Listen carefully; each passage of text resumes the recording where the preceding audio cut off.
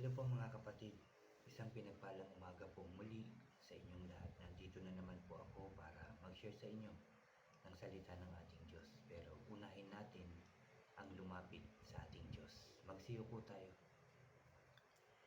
Lord God, Father God in heaven, aming Diyos na makapangyarihan sa lahat, aming Diyos na banal, salamat na naman ngayong umagang ito, Lord God, dahil ipinahintulot mo na naman na kami po ay makapakinig, mag-aral ng iyong mga salita. Ama, muli po kami humihingi ng protection upang walang maging sagabal sa aming pag-aaral. Guidance din po, Lord, para lubusan namin itong maunawaan, maintindihan namin, Lord God. And I pray sa pangalan ng Panginoong Yesus, maisabuhay po namin ang iyong mga sasabihin ngayong umagang ito at ang lahat ng iyong salita, Lord, maisabuhay namin sa pangalan ng aming Panginoong Yesus. Salamat po, Lord, at inaangkin na po namin, kiniklaim namin na tagumpay po ang aming gawain ito. Dahil narito ka, kasama ka namin na kami po ay mag-aaral. Salamat, Lord, salamat, Jesus, salamat, Holy Spirit. Pinupuri ka namin, pinasasalamatan, sinasamba ka namin sa tanging pangalan ng aming Panginoong Hesus. Lahat tayo ay magsabi ng Amen and Amen. At ito po ang aking channel.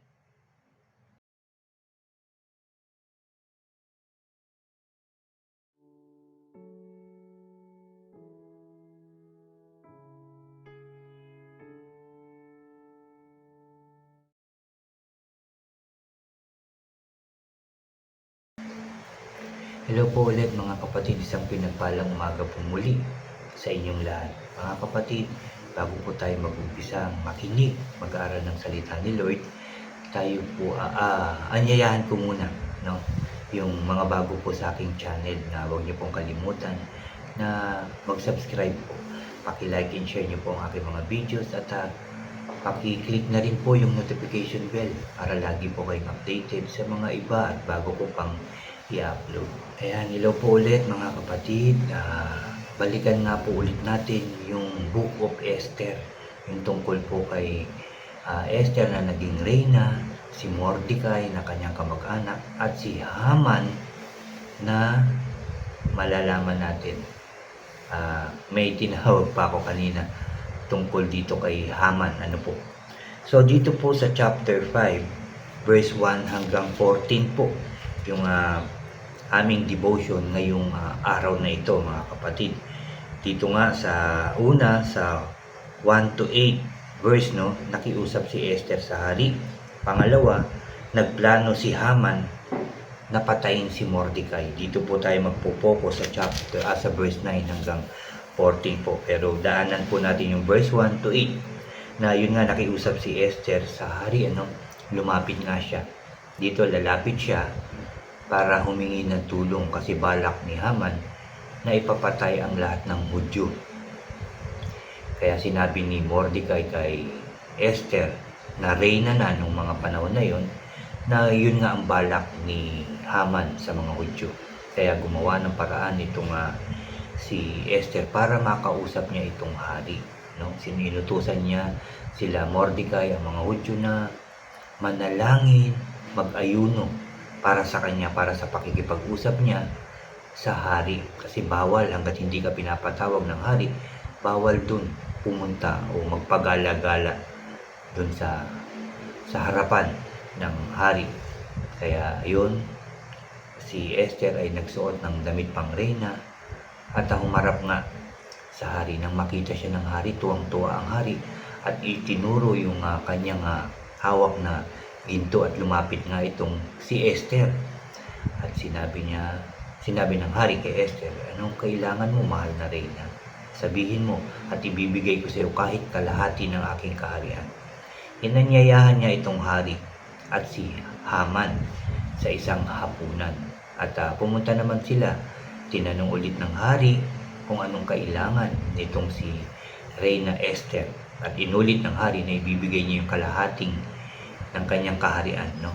Kung ano man yung kailangan nitong si Esther, hindi pa ito nabanggit kaagad. Pinabalik niya ito. Sabi niya, kung inyong ikalulugod, kung ako yung nakakalugod-lugod sa inyo, aanyayahan ko po ulit kayo bukas, hapunan po ulit kayong dalawa ni Haman. At pumayag naman sila. At dito nga po sa pagpaplano ni Haman kay Mordecai, dito tayo magpo-focus. Yun nga, yung araw na yon mga kapatid, sabi dito, ng araw na yon masayang-masaya. Masayang-masayang lumabas itong si Haman sa palasyo, pero nagalit siya nang makita niya si Mordecai sa pintuan ng palasyo na hindi man lang tumayo at yumukod bilang paggalang sa kanya. Sabi pa sa verse 10, ganoon pa man, pinigilan niya ang kanyang sarili at nagpatuloy sa pag-uwi. Pagdating sa bahay, tinawag niya ang mga kaibigan at ang kanyang asawang si Ceres. Ipinagmalaki niya ang kanyang, sabi dito, ipinagmalaki niya sa kanila ang kayamanan at mga anak niya, ang lahat ng pagpaparangal sa kanya ng hari, pati ang pagbigay sa kanya ng pinakamataas na katungkulan sa lahat ng pinuno at sa iba pang mga lingkod ng hari. Sinabi pa niya, hindi lang yun, sabi niya. Noong sabi dito, nung naghanda ng hapunan si Reyna Esther, ako lang ang inanyayahan niya. Sabi dito, ako lang ang inanyayahan niyang makasama ng hari at muli niya akong inanyayahan sa ihahanda niyang hapunan bukas kasama ng hari. At verse 13, pero ang lahat ng ito'y hindi makakapagbigay sa akin ng kaligayahan habang nakikita ko ang Hudyong si Mordecai na nakaupo sa pintuan ng palasyo. Verse 14, sinabi sa kanya ng kanyang asawa at mga kaibigan, bakit hindi ka magpagawa ng matulis na kahoy na 75 talampakan ang taas at bukas ng umaga, hilingin mo sa hari na ituhog doon si Mordecai para maging maligaya ka na kasama ng hari sa isang hapunan. Nagustuhan iyon ni Haman, kaya nagpagawa siya niyon.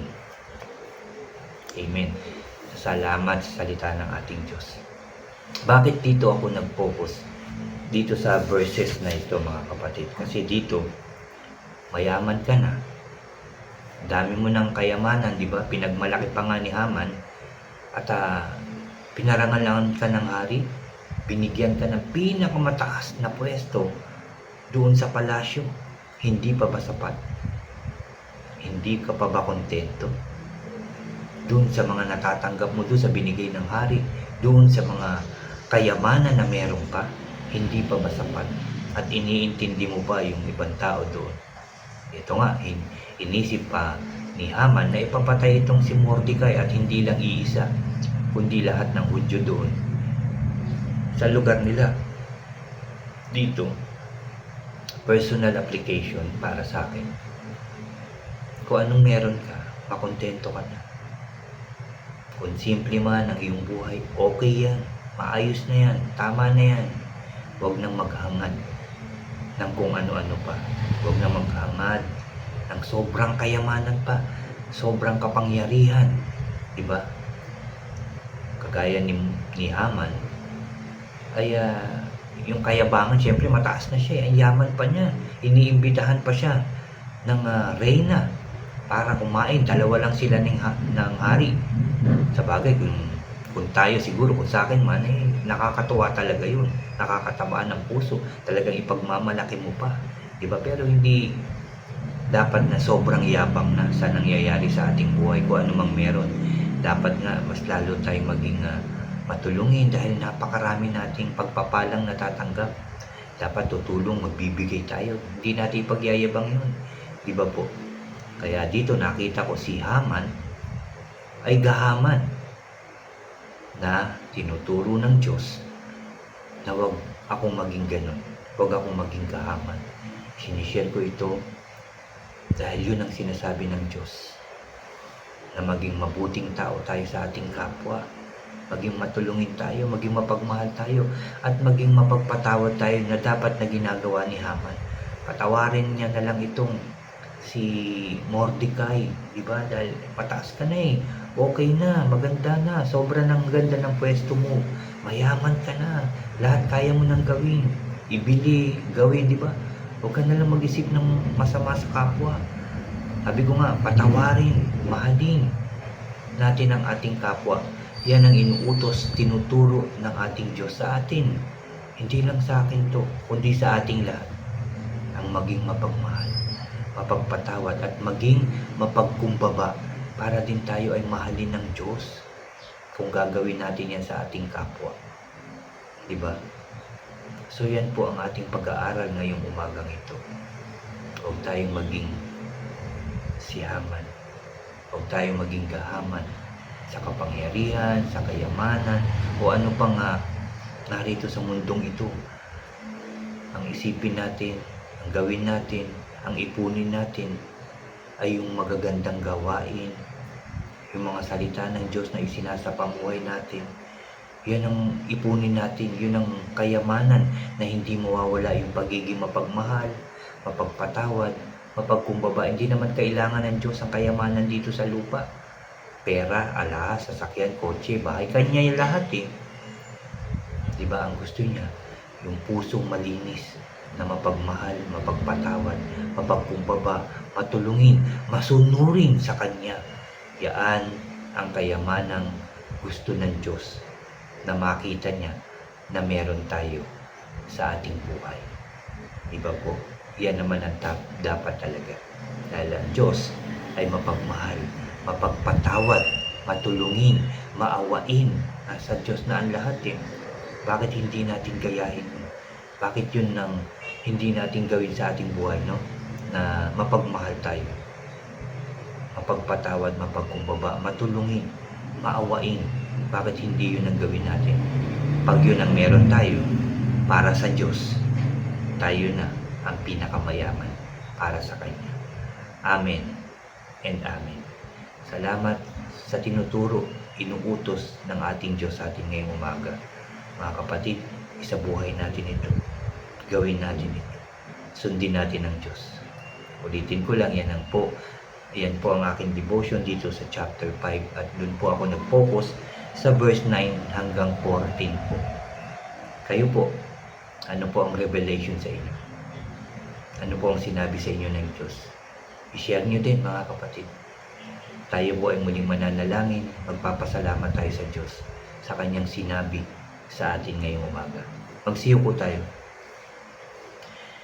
Yes, O God, Father God in heaven, muli ka namin pinupuri at pinasasalamatan. Lord, salamat po sa iyong mga salita na aming narinig ngayong umagang ito. Na dito, Lord, sinasabi mo sa amin direkta na huwag kaming maging gahaman sa kayamanan, sa kapangyarihan.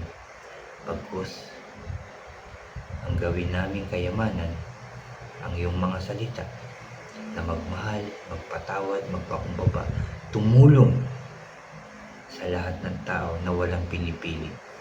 Yan ang gusto mong kayamanan namin, Lord. Yan ang gusto mong dala-dala namin sa muling pagbabalik ng aming Panginoong Hesus.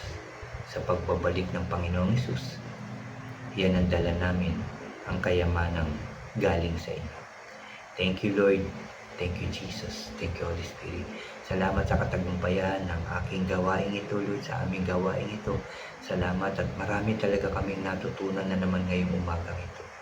Salamat, Lord, dahil ang lahat ng tao gusto mo maging mabuti, mapagmahal, mapagpatawad at maging mapagkumbaba. Dahil ganyan ka pong Diyos para sa amin.